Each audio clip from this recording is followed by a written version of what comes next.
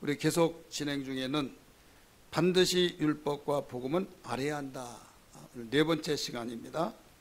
우리 한번 따라서 하실까요? 반드시 복음과 율법은 알아야 한다. 우리 지난 시간에 여기에서 세 번째 시간에는 율법과 복음의 조화에 대해서 말씀을 드렸어요. 오늘 똑같이 시간이 없어서 지난번에 좀 잘랐던 내용을 이어서 율법과 복음의 조화, 지난번에 1번이라고 했다면 오늘은 2번, 그 두 번째 시간을 맞이해서 말씀을 드리려고 합니다.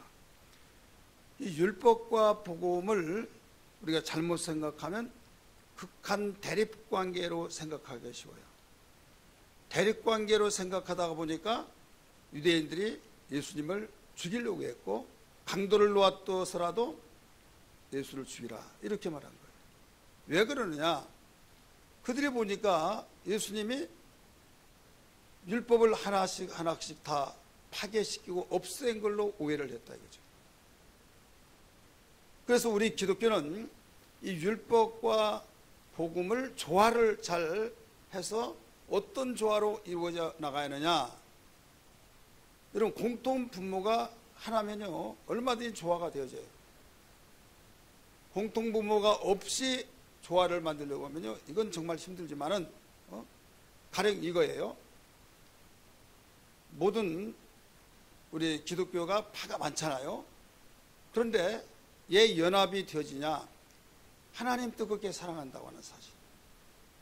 비록 교파마다 특성이 있어요. 구제를 좋아하는. 그러면 이게 어떤 법보다 구제가 최고다, 이게 실천이다 해가지고 구세군이 이루어진 거예요. 구세군. 그 다음에 이 하나님이 택하여서 예정하시고 이 예정론을 주장한 칼빈이즘을 통해서 장로교가 이루어졌고, 더 나아가서 심려교는 오직 성경이다. 그럼 우리는 성경 아니냐 하지만은 교리에 의해서 그 주장한 경우들이 많이 있거든요. 여러분, 사도신경 그 강해라는 말 많이 들어봤어요? 장로교에서 굉장히 많이 하잖아요. 사도신경 강해. 근데 사도신경은 사도들이 모여서 한 가지씩 신앙 고백을 좀 하자 해서 모아서 퍼즐 맞히듯이 맞춰서 그게 바로 사도신경이다. 이것은 그냥 말장난이 하는 거고, 제자들이 그렇게 모여서 그게 아니에요. 이게 천주교에서 나온 거거든요. 그래서 이건 성경에 없는 것이다. 왜 신앙 고백을 성령의 조명 속에서 마음껏 하나님이 나에게 성령으로 조명해서 예수를 알고 하나님 바라보는 그 고백을 해야 하는데 왜 틀에 박힌 고백을 하느냐? 그걸 어떤 무조건 외워가지고 그냥 가슴 속에 심어지지 않은 것이 어떻게 고백이냐? 우리는 오직 성경을 통해서 하나님의 말씀 믿고 성령의 조명 속에서 고백된 것. 그래서 성경이 우리의 교리다. 교리가 따로 있는 것이 아니다. 그러면 막 비판을 하죠. 그렇게 보면 다 비판이 되는 거예요. 그러나 한 가지 분명한 것은 다른 모든 교파들이 주님을 사랑한다 이거죠. 믿으시길 바랍니다.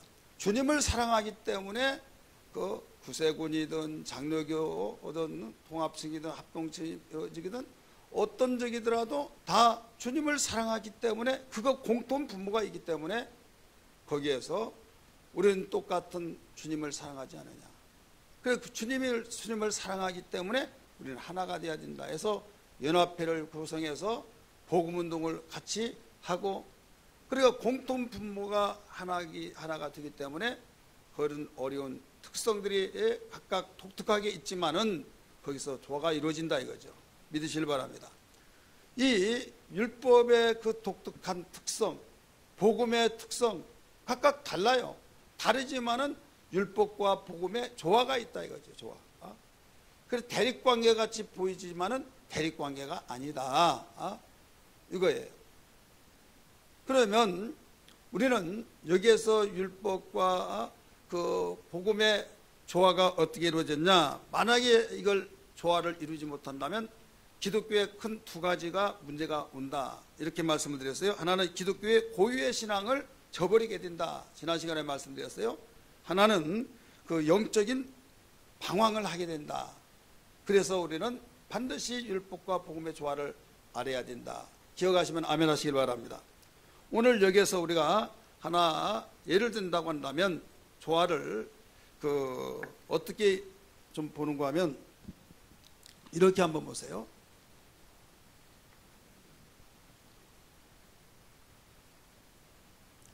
릴레이 선수가 있어요.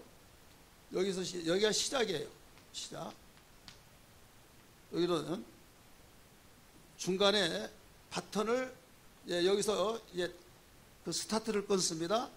계속 돌죠. 돌아서 여기서 바턴을 이어주는 거예요. 여기는 율법은 모세로부터 시작됐잖아요.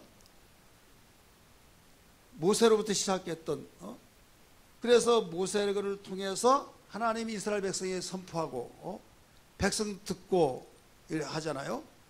그래서 돌고 돌아서 선지자와 이 침례 요한까지가 바로 율법의 마침이라고 그랬어요. 마침. 따라서 율법의 마침.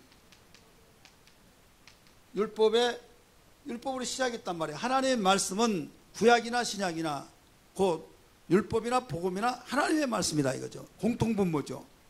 공통분모이기 때문에 얼마든지 조화가 이루어진다.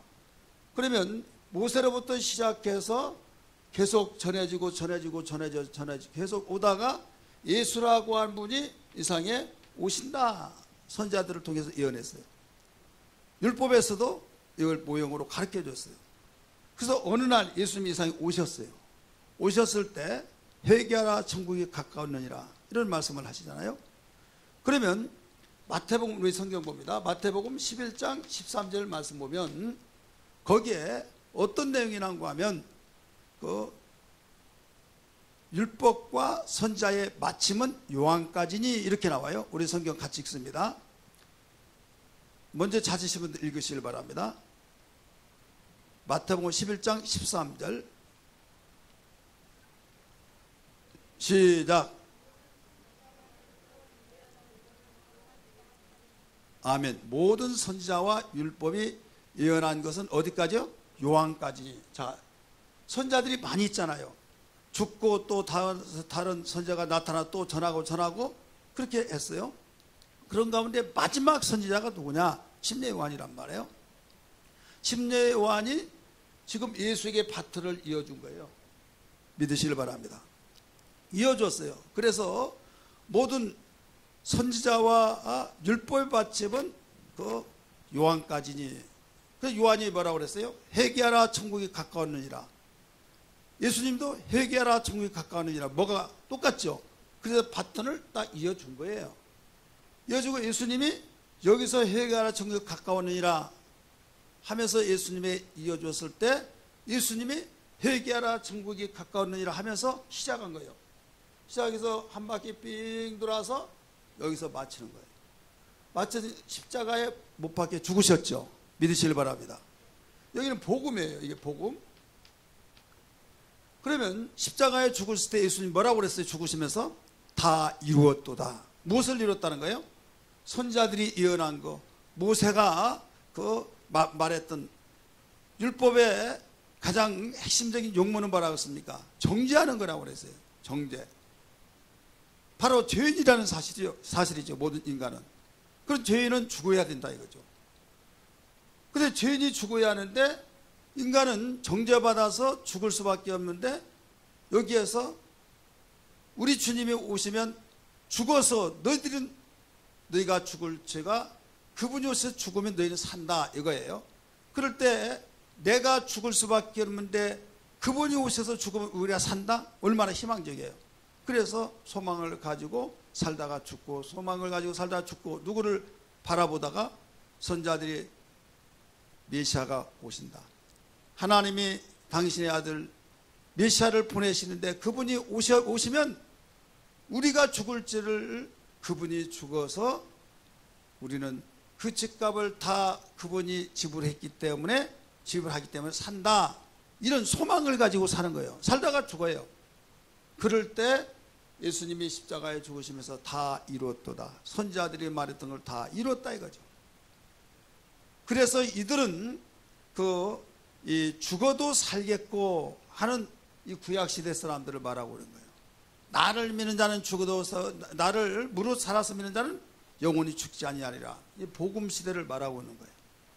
그러면 예수님이 이렇게 복음을 전하고 이렇게 십자가 죽으셨다고 그랬죠.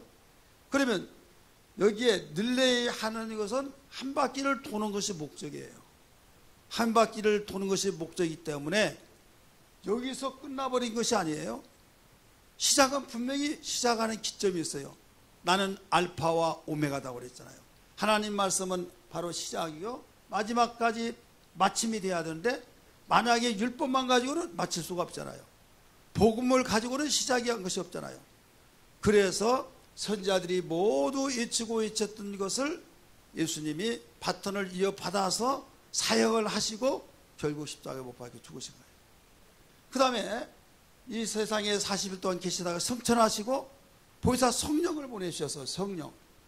그래서 이 성령을 통해서 이 운동을 계속적으로 바로 내가 했던 일을 너희가 해야 된다. 이게 교회 사명이고 지금 복음시대에 교회들을 세우셔서 이 운동을 하는 것이 복음시대다 이거죠. 그렇기 때문에 교회는 예수님의 제2의 공생이라는 걸 믿기 바랍니다. 1 공생에는 누구예요? 예수 그리스도죠. 그리고 예수님 뭐라고 그랬어요? 교회를 세우시고 교회를 통하여서 예수님의 몸이다 이렇게 말했잖아요. 예수님은 교회를 그의 몸이라고 사도들 모든 성경은 그렇게 가르치고 있어요. 그렇다면 교회가 예수님의 몸이라고 한다면 예수님이 공생애 때 오셔서 복음을 증거하시고 또 천국복음을 가르치시고 병을 고치시고 귀신을 쫓고 이런 공생의 3대 사역이 있잖아요. 그러면 교회는 이 사역을 해야 해요? 안 해요? 해야 하잖아요. 그러니까 이 교회가 예수님의 몸으로서 사역을 하는데 예수님이 오셔서 사역한 걸 제1공생이라고 한다면 교회는 예수님의 제2의 공생이다. 예수님 옷자락을 붙잡았을 때 병이 나은 것처럼 바로 교회를 통해서 이적과 기사와 표적이 나타나고 궁극적인 것은 뭐냐면 복음을 땅끝까지 증가하라라고 가르쳐줬던 주님의 지상 대명령, 이 사명을 감당할 때 그리고 이 복음이 세상 모든 끝까지 증거될 때 이야 끝이 오리라 라고 가르쳐줬다 이거죠. 그래서 이 율법과 복음은 반드시 조화가 이루어질 것이다. 어떻게 해서 이루어지느냐? 여기에 말씀하신 것처럼 충돌하고 대립각을 세우는 것이 아니라 한 바퀴의 그 운동장을 도는데 이 기점을 다 정해놓고 율법은 여기까지, 복음은 여기서부터 여기까지 해서 하나로 볼 때 바로 깔끔한 이 균형이 이루어지면서 조화를 이룬다는 것을 알아야 될 줄 믿기 바랍니다. 그러면 구약시대 사람들은 그 제사를 많이 지냈어요, 안 지냈어요? 율법시대, 그러면 제사시대 이렇게 말하잖아요. 율법을 통해서 하나님이 섬기는 법이 제사예요. 근데 하나님은 죄는 절대 죽는다. 죄삭은 사망이라고 그랬어요. 그러면 죄 때문에 저주받고 심판받고 지옥 가는데 그 죄를 지음으로써 살아날 자가 없잖아요. 그렇다면 그 죄를 지으면 그 자리에서 즉각 다 죽어야 하는데 하나님께서는 메시아가 오시기 전에 그들을 지속시키고 계속적으로 이 근본적인 건 해결할 수 없지만은 육체를 사해주는 제사의 법이 바로 율법이에요. 따라서 합시다. 육체를 사해주는 법, 육체를 사해주는 것이 바로 그 피 흘려서 용서해 줬다 이렇게 말하잖아요. 따라서 합시다. 피 흘려서 용서해 주셨다. 그러면 내가 죽을 것이 누가 죽었어요? 구약시대 때는 짐승이 죽었다 이거죠. 그러면 이것은 어디까지나 실체가 아니라 바로 예수님이 오시면은 예수님이 실체 대신 바로 참된 구약에서 양이라고 하잖아요. 양이 죽든지 염소가 죽든지 송아지가 죽든지 그래서 죽으면 이것을 예수님이 이렇게 실제로 죽는다 이것을 모형으로 준 거예요. 그렇기 때문에 이 구약을 오직 개혁할 때까지만 맡겨둔 것이다 이거죠. 따라서 개혁할 때까지만 맡겨두신 것이다. 이게 율법이에요. 우리 성경 한번 볼까요? 성경 말씀 한 장 거꾸로 넘겨서 히브리서 9장 10절 말씀, 9장 10절 말씀 다 찾습니다. 읽습니다. 시작. 이런 것은 먹고 마시는 것과 여러 가지 씻는 것과 함께 육체의 예법일 뿐이며 뭐라고 그랬습니까? 개혁할 때까지 맡겨둔 것이니라. 어디 때까지? 개혁할 때까지. 개혁이 될 때까지 계속 제사 이렇게 하다가 개혁이 완성될 때까지, 거기까지가 바로 율법이에요. 이제는 예수님 십자가에 죽으셔서 옛날 송아지가 죽든 염소가 염소나 또 양이 죽든 그런 제사법이 없어져 버렸다 이거죠. 왜? 개혁할 때까지만 맡겨두셨기 때문에. 예수님이 단번에 죽으심으로 화목제, 속죄제, 모든 것, 이런 번제, 이 모든 것들이 다 해결돼 버렸다 이거죠. 그래서 예수 그리스도를 바로 알아야 된다. 믿기 바랍니다. 예수를 알지 못하면 우리는 그림자만 가지고 계속 그림자가 실체인 양 생활하다가 나중에 헛다리 짚은다 이거죠. 그래서 율법과 복음을 모르면 이렇게 혼란이 와버린 거예요. 자, 그럼 복음이란 건 뭐냐? 복음은 율법 플러스 이 복음은 율법 용서예요. 자, 율법은 지난번에 뭐라고 그랬습니까? 선하고, 우리 한번 따라 선하다. 하나님 말씀은 선하다고 그래서 율법은. 그 다음에 신령하다고 그랬어요. 신령하다. 사랑이 있다고, 사랑하다. 사랑한다. 이 사랑 속에서 하나님이 율법도 주셨고 또 신령한 말씀으로 주셨고, 율법은 선하다 이거죠. 그런데 이 율법에서 한 가지 범법을 하게 될 때에 여기에서는 용서가 없는 거예요. 야고보 2장 여러분 아시는 것처럼 어떤 율법이 도둑질 하지 말라. 도둑질 안 했어요. 근데 살인하지 말라. 근데 살인을 했어요. 다른 걸 다 지켰다 할지라도 살인함으로써 율법을 다 어긴 것이다 이거죠. 그러니까 한마디로 율법은 지키라고 주셨지만은 지킬 수가 없는 거예요. 왜 지킬 수가 없느냐? 100가지를 지켰다 할지라도 한 가지를 지키지 못함으로 범법자가 되기 때문에. 그리고 율법에서 보면 이 사랑을, 예수님이 오셔서 내가 너에게 새 계명을 주노니 하면서 사랑의 계명을 주셨어요. 그러면 옛 계명은 사랑이 없냐? 아니다, 있다 이거죠. 하나님 사랑, 이웃 사랑. 그래서 율법사가 와서 예수님께 물어보잖아요. 선생님, 율법은 뭐라고 합니까? 하니까 한마디로 정리해서 압축시켜서 마음을 다하고 성품을 다하고 뜻을 다하여 주 너희 하나님을 사랑하라. 이는 크고 첫째 드린 계명이니 둘째도 이와 같이 네 이웃을 내 몸같이 사랑하라. 선지자와 율법의 대강령이라 이렇게 말했잖아요. 그러면서 예수님은 요한일서에서도 요한복음에서도 사랑에 대해서 가르쳐주면서 특별히 요한일서에 이런 말씀이 나와요. 새 계명을 내게 주노니 하면서 이전에 있었던 말씀이라 이렇게 나와요. 구약에서도 나온 사랑이다 이거죠. 근데 왜 새 계명이라고 하느냐? 새 계명, 율법에서는 사랑이 있지만은 여기에서는 사랑할 때는 사랑한데 죄를 져버리면 용서가 없다 이거죠. 용서가 없어요. 그러면 성경에 구약에는 용서가 없다고 나옵니까? 성경 구약에 용서가 있다고 왜 없다고 그래요? 있다고 나오죠.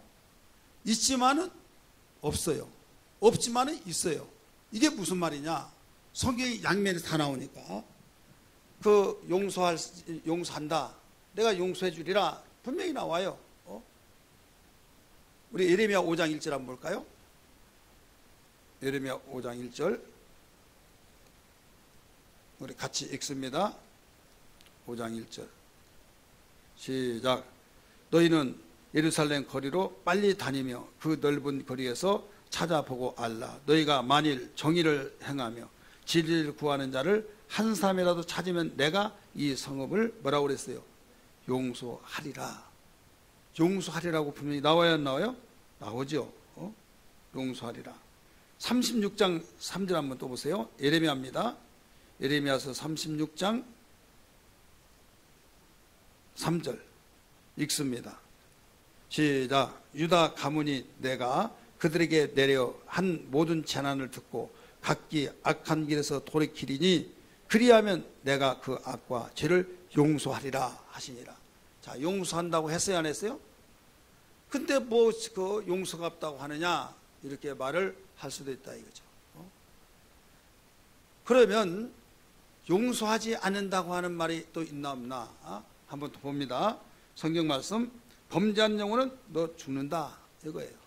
그러면서 용서하지 아니하리라고 하는 말씀이 나오는데 굉장히 많이 나옵니다만 대표적으로 두 군데를 한번 찾아보려고 그래요. 이사야 22장 다 찾습니다. 이사야 22장. 예레미야 전에가 이사야예요. 22장 14절 말씀. 22장 14절 같이 읽습니다. 시작.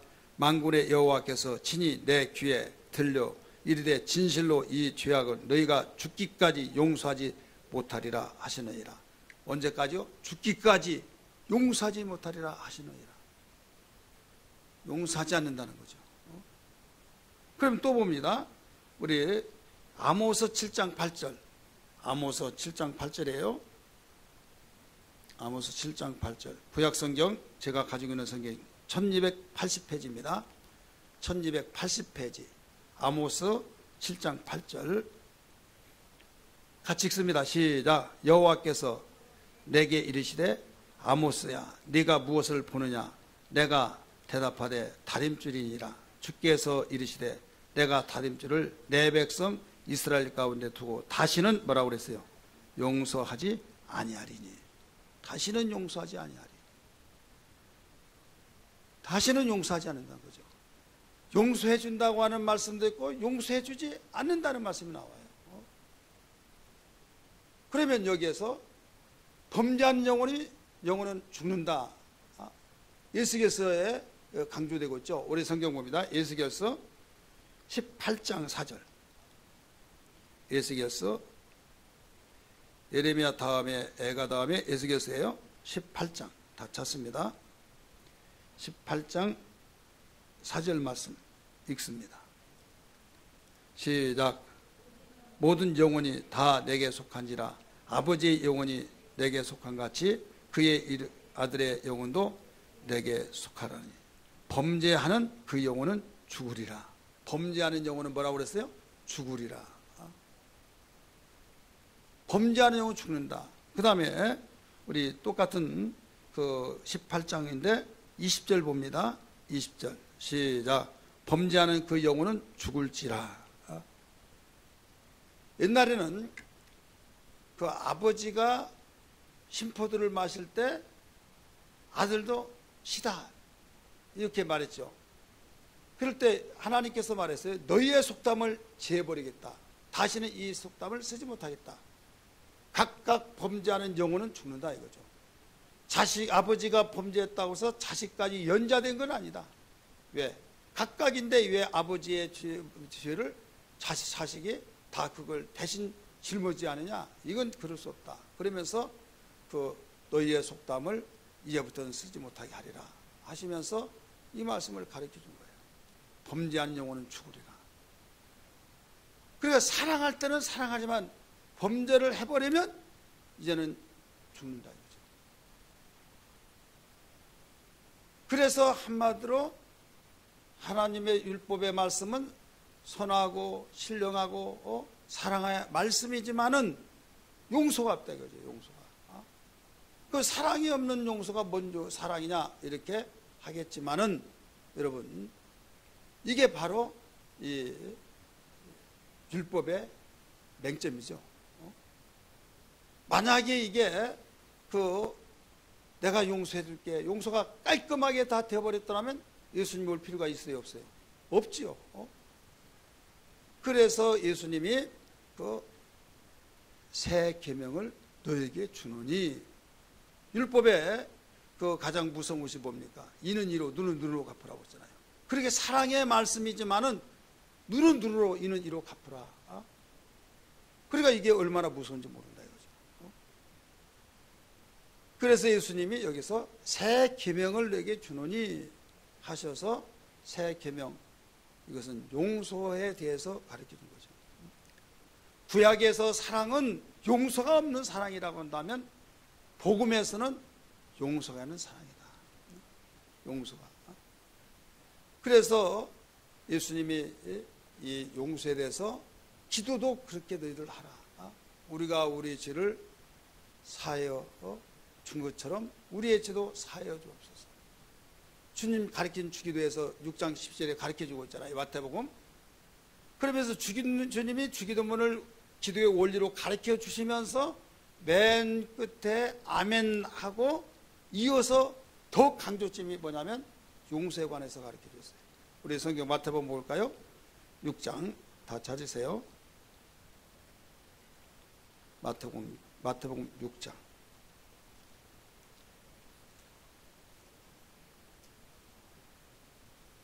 12절 일단 읽고 봅니다.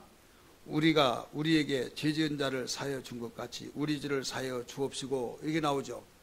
그렇게 하면서 13절의 맨 끝에 아멘이 나와요, 안 나와요? 나오죠.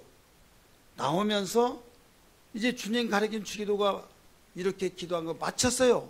마쳤는데 이어서 14절, 15절이 더 강조를 하고 있는 거예요. 이건 뭐냐면 용서에 대한 사랑, 새 계명으로서의 사랑, 이걸 가르쳐 주고 있는 거예요. 같이 읽을까요? 너희가 사람의 잘못을 용서하면 너희 하늘 아버지께서도 너희 잘못을 용서하시려니와 너희가 사람의 잘못을 용서하지 아니하면 너희 아버지께서도 너희 잘못을 용서하지 아니하시리라. 여기서 우리는 알아야 할 것이 뭐냐? 알아야 할 것은 이 사랑하고 구약 신약에서 사랑하고는 다르다. 이건 옛 계명으로서 사랑이고 여기는 새 계명으로서 사랑이다 이거죠.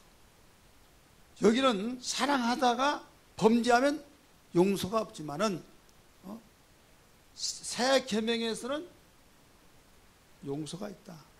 이거예요.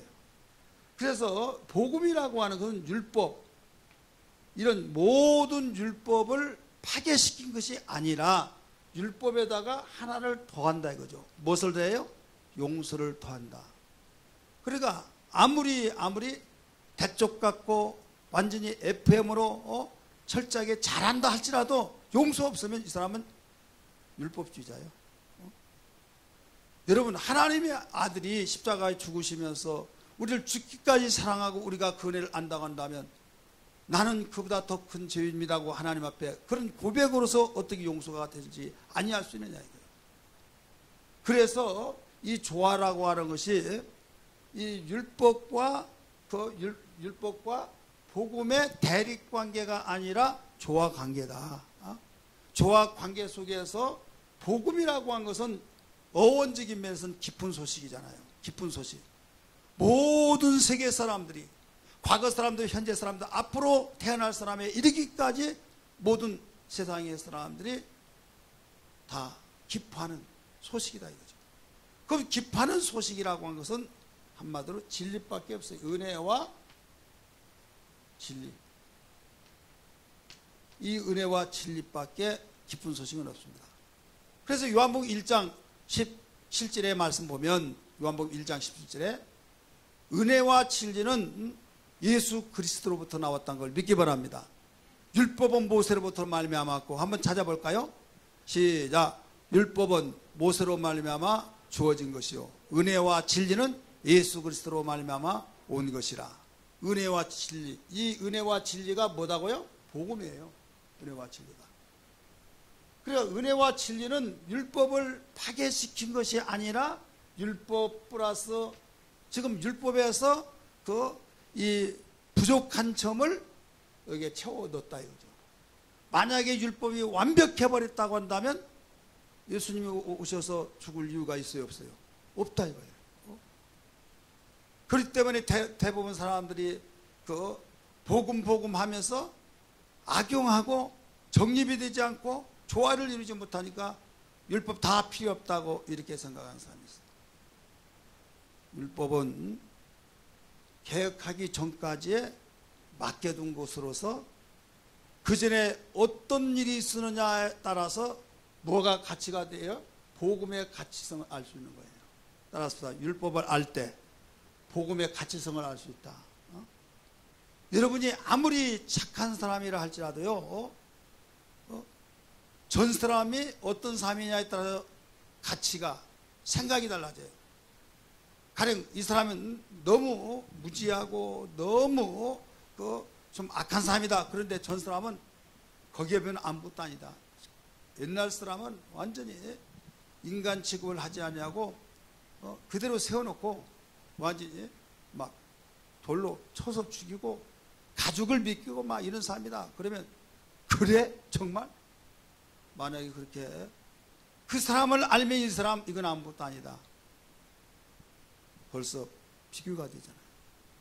율법이 얼마나 무시무시합니까? 저 죽이라는 거예요. 저 죽이라고 했을 때 여기에서 어마어마한, 그래서 율법에 의해서 거기에 정신 바짝바짝 나잖아요.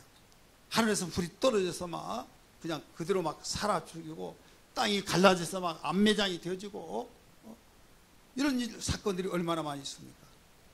그런데 여기에서 복음에 와서는 그런 일들이 있어요, 없어요? 없죠. 그러니까 하나님이 살아계신가?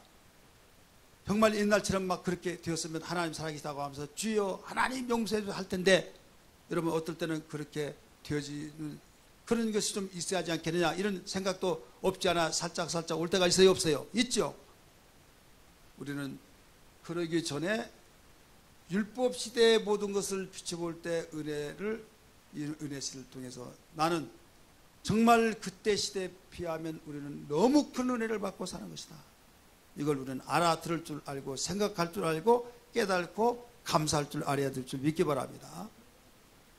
우리 제사 지내는 한 과정을 보세요. 얼마나 복잡한지. 제사 구약성경 읽다 보면 얼마나 복잡합니까? 양을 잡고 거기에 또 피를 다 모서리에 다 뿌리고 거기에 절차 다 밟아서, 근데 예수님이 단번에 바로 제물이 되어 주셔서 우리가 다시 반복해서 그런 제물 드리지 않고 주님 마음속에 영접해서 고백함으로 주님 말씀하신 대로 순종하며 감사하며 살아가는 그 은혜 얼마나 큽니까? 그래서 은혜와 진리는 과거 사람이나 지금 사람이나 앞으로의 모든 사람들이, 태어나서 앞으로 살아야 할 사람들이, 이것은 이보다 더 큰 기쁜 소식은 없다. 이 사실을 알아야 될 줄 믿기 바랍니다. 그래서 이 용서라고 하는 것은 우리 기독교에서 복음의 가장 핵심적이면서 가장 가치가 있어야 된다 이거죠. 왜? 만약에 율법의 완성자이신 예수 그리스도께서 우리를 위해서 용서해 주지 않았더라면, 하나님이 이 아들을 통해서 용서해 주지 않았더라면 우리는 어떻게 그냥 그대로 저주받고 심판받고 지옥가 끝나는 거예요. 기독교의 가장 핵심은 용서라 이거죠. 그래, 용서가 있기 때문에 변화가 일어나고, 용서가 있기 때문에 자발적인 자유 속에서 우리가 움직여진 것이죠. 그래, 신앙생활에서 여러분 내가 누구를 눈치 보면서 막 하는 것 같고 막 정말 대단하다고 하는데 속에서는 낚싯바늘 같이 꼬부러져 가지고 이 사람은 있을 때는 하는 것 같고 안 할 때는 중상모략하고 욕하고 완전히 틱틱거리고, 이게 무서운 거거든요. 따라서 합시다. 마음속에 자유가 있어야 된다. 누가 하라고 하든 뭐라고 하든지 간에 내가 감사해서 기쁨으로 하는 것과, 하기 싫은데 하라고 하니까 하는 척하면서 되돌아서면 저주를 퍼붓고 아니면 불평원망하고, 이거 언젠가는 다 발각돼요. 또 내 자신이 이게 용납이 될 수가 없어요. 내 자신이 얄미운 거예요. 그렇잖아요. 언제까지 이걸 숨기고 살아야 되냐 이거죠. 그래서 우리는 하나님께서 진정한 그 사랑, 주님께서 가르쳐준 새 계명의 그 사랑을 우리에게 부으심 받아야 될 줄 믿습니다. 구약의 그 사랑은 내가 사랑할 때는 좋은데 죄를 저버리면 범죄하는 영혼은 죽으리니 용서할 수가 없다. 그런데 복음 속에서는 그 용서할 수 없는 그것을 하나님의 아들이 저주를 받은 바 되어 주셔서 우리를 살려주시면서 용서까지 해주셨으니 얼마나 감사하냐죠. 그러니까 우리의 마음속에서 기쁨과 감격과 진리 속에서 참마음으로서 우리는 마음과 생각과 뜻을 다하여서 주 하나님을 사랑하는 뜨거운 가슴을 가지고 신앙생활을 하기 때문에 우리에게는 아무리 힘든 가운데서도 감당할 줄 믿으시길 바랍니다. 핍박 속에서도 감당하고 어려운 난관에 부딪히고 또 우리가 경제적인 어려움 가운데서도 힘들고 정말 예수님 내가 알지 못했더라면 버텨낼 수 있을까 하지만은 버텨낸다 이거죠. 왜? 주님의 그 희생적인 사랑, 그러면서까지 피 흘리면서까지 우리를 용서하시면서 사랑하신 하나님의 그 사랑. 그러니까 우리는 살다 보면 감정이 있기 때문에 정말 미웠고 정말 보기 싫고 막 잠자다가 그 이름이 나오면 벌떡벌떡 일어날 정도로 이런 것들이 일어날 때가 있어요. 우리 인간은 누구나 속성이 그래서 병이 생기고 이렇게 되어진다 이거죠. 이럴 때 하나님 내가 연약하거니 내가 이런 일이 없을 때는 내가 마음이 높고 태평양처럼 높고 이런 일에 대해서 해결하지 못하고 이런 일을 할 때는 왜 그럴까 그거 간단하게 용서해버리면 되고 그냥 한 길이 흘려버리면 될 텐데 라고 하는데 정작 내가 당해보니까 잘 안 되더라 이거죠. 따라서 합시다. 내가 당해보니까 잘 안 되더라. 이게 여러분 어떤 누구든지요 그런 일이 없을 때는요 다 감당할 줄 알았어요. 감당할 것 같았고 그렇게 이것을 가지고 두고두고 말하고 두고두고 내가 이것이 앙금이 되어서 힘들어할 때 그냥 털털 털어버리지 뭐 그러냐고 이렇게 말을 했지만은 정작 자기가 직면하니까 그렇게 쉬운 것이 아니더라 이거죠. 그래서 하나님은 이걸 아시고 무엇을 주느냐 내가 안다 이거죠. 왜? 우리를 만드신 분이 폐부를 살피시기 때문에 다 알지 왜 모르십니까? 우리가 안 되건 안 되는 거예요. 그래서 하나님은 당신의 그 큰 사랑 당신의 신을 갖다가 부어주신 거예요. 성령의 능력을 부으신 걸 믿기 바랍니다. 성령으로 되어진 걸 믿기 바랍니다. 그래서 성령의 능력이 아니고서는 할 수가 없기 때문에 주님이 당신을 저버리고 도망가고 저주하면서까지 맹세하면서 부인했던 제자를 비롯해서 다 뿔뿔했던 흩어졌던 그들에게 찾아가셔서 너희들 왜 도망갔냐 너희가 말해놓고 잠시도 지키지 못했냐 야단치지 않았어요. 왜? 이미 다 하신 분 주님이시니까 오히려 평강이 있을 것이라고 축복하시더니 나중에 주님이 말씀하시잖아요. 숨을 쉬시면서 성령을 받으라. 아버지가 나를 보낸 것처럼 나도 너희를 보내노라 하면서 보냈을 때에 별의별 사람이 다 있잖아요. 내 속을 뒤집어 놓고 중상보랴 돌팔매질하고 별의별 사람 핍박이 있잖아요. 기독교는 핍박의 종교잖아요. 그렇게 정말 무지몽매한 자들이 얼마나 많이 있을까요? 사명을 감당하다 보면. 그러면 내가 왜 비싼 밥 먹고 그런 짓을 하느냐 이거죠. 그래서 그걸 감당하지 못할 수 있다는 걸 하나님은 아시고 주님은 아시기 때문에 성령을 받으라 하시면서 성령 받으면 모든 것은 게임 끝나버린다 이거죠. 성령 받으면 모든 것을 다 그의 힘으로 모든 걸 감당하기 때문에 이걸 먼저 받으라고 말씀하신 걸 믿기 바랍니다. 이게 증거가 뭐냐면 제자들의 삶이 성령 받고 난 뒤의 삶과 성령 받기 전의 삶하고 다르잖아요. 이게 증거해 주고 있는 거예요. 그래서 우리는 성령 충만을 위해서 항상 기도해야 될 줄 믿습니다. 그러면 성령 나는 그러면 용서가 없고 그런 사람은 나는 성령이 충만하지 못하냐. 사람은 개개인의 역량이 있어요. 죽만 먹는, 그리고 어린아이로서 젖을 먹다가 죽 먹는 것은 최고의 역량으로서 모든 걸 성장한 거예요. 근데 그 성장이 거기서 멈추지 않잖아요. 죽을 먹었으면 이제는 밥을 먹고 소화를 시켜야 해요. 소화 못 시킨다고 계속 죽만 먹으면 더 이상 성장이 안 되는 거예요. 그 다음에 밥을 먹고 이제는 뭐 닭백다고 갖다 주더라도 닭발 잘 먹고, 뭣도 먹고요? 닭발도 잘 먹고, 또 갈비 갖다 하면 갈비뼈 막 씹어서 먹고, 모든 걸 바삭바삭 발려 어떤 것이든지 다 먹고 소화가 되어줄 수 있는 사람, 그 사람이 바로 모든 것을 다 소화시킬 수 있는 사람이죠. 믿으시길 바랍니다. 깨달아지면 아멘 하십시다. 그래서 우리를 한 단계 한 단계 높여가는 거예요. 따라서 한 단계 한 단계 높여가는 것이다.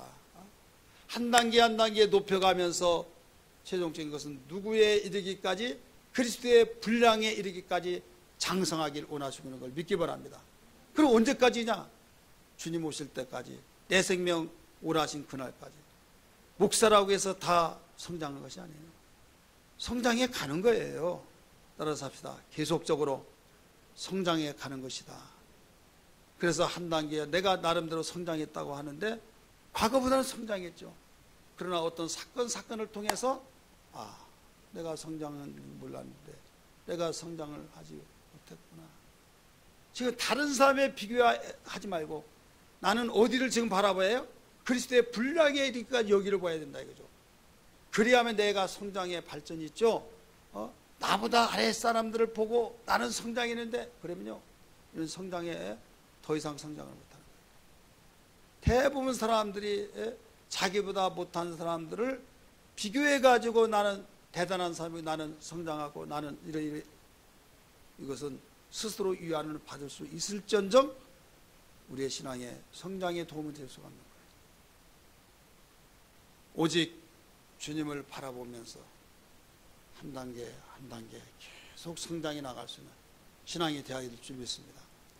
그래서 하나님, 나의 역량이 아직도 주님 미치지 못했사오니 나에게 성령의 권능을 주옵소서, 성령의 충만함을 주옵소서, 성령을 기름부터 부어주셔서 주님 어떤 환경도 이겨내게 하시고 어떤 가운데서도 주님 마음에 감동되어지는 놀라운 신앙으로 역사하여 주시옵소서.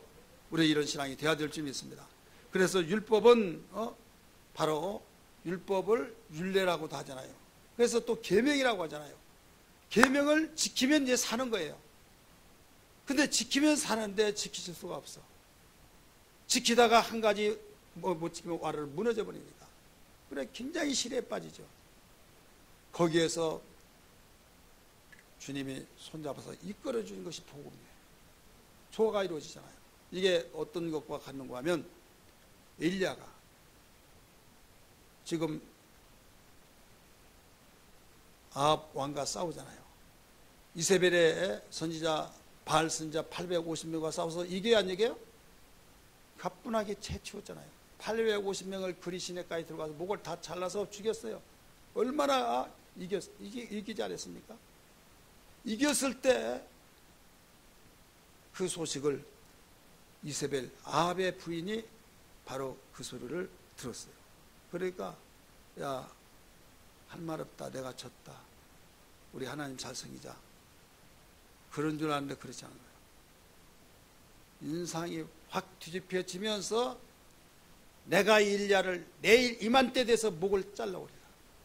내가 만약에 그를 가만 놔두고 목을 자르지 못하면 내가 성의 신이 내 위에 벌을 내리라 하면서 아주 최고의 악발이 생긴 거예요. 그 소식을 누가 들어요? 엘리야가 듣습니다. 이때 엘리야는 도망갑니다. 도망가면서 기진맥진하면서 노뎀나무 그늘 속에서 여호와여 이제 족하오니 내 목숨을 걷어가 달라. 자, 850명을 이겼던 엘리야가 여기서는 엘리야 같지 않잖아요. 그래요 안 그래요? 방금 전까지만 하더라도 얼마나 멋있었습니까? 멋있잖아요. 율법이라고 한 것은 계명을 지켜서 계속 살아요. 살다가 어느 한 가지 지키지 못했을 때 내가 그동안 지켜왔던 것이 와르르 무너져 버릴 때 얼마나 절망적이냐 이거죠. 일리야가 그 하나님의 말씀, 이 구약 선지자들이 말씀의 기준 뭡니까? 율법이잖아요. 율법을 지켰을 때는 칭찬해주고 하나님께로부터 그 기뻐하심을 입었다고 말하고, 지키지 못하면 회개하라고 하고 책망하고 꾸짖고 명령하고 그러잖아요. 그런데 엘리야가 그렇게 계명을 지키고 하나님 말씀들아 이 경주를 해서 시합을 해서 이겼는데, 여기에서 이세벨의 말 한마디에서 거기에서 위협을 받고 도망갔다 이거예요. 그러니까 얼마나 자기가 초라했냐. 이때 하나님께서 나무래지 아니하고 엘리야에게 힘을 북돋워 주었어요. 무엇을 줍니까? 바로 물을, 떡을 주셨다. 그걸 먹고 힘을 얻어서 40일 40주야로 바로 올라가서 사명을 감당했다는 걸 믿기 바랍니다. 이게 뭐냐? 이건 복음이에요. 복음. 그래, 복음이 아니고서는 우리는 감당할 수가 없다. 따라서 복음이 아니고서는 감당할 수 없다. 그래서 율법과 복음은 충돌적이고 대립각을 세운 것이 아니다. 바로 조화를 이룬 것이다. 다시 한번 믿기 바랍니다. 할렐루야. 우리는 복음은 은혜와 진리의 말씀이기 때문에 이게 자유가 되어야 된다. 만약에 자유가 되지 못한다고 한다면 우리는 여기에서 내 복음의 그 능력의 부재다. 한마디로 말해서 성령 충만의 기갈이 된 거죠. 그래서 성령이여 내 속에 기름 부어주시고 하면서 오직 성령 충만을 위해서 계속 기도해야 할 때인 것을 믿기 바랍니다.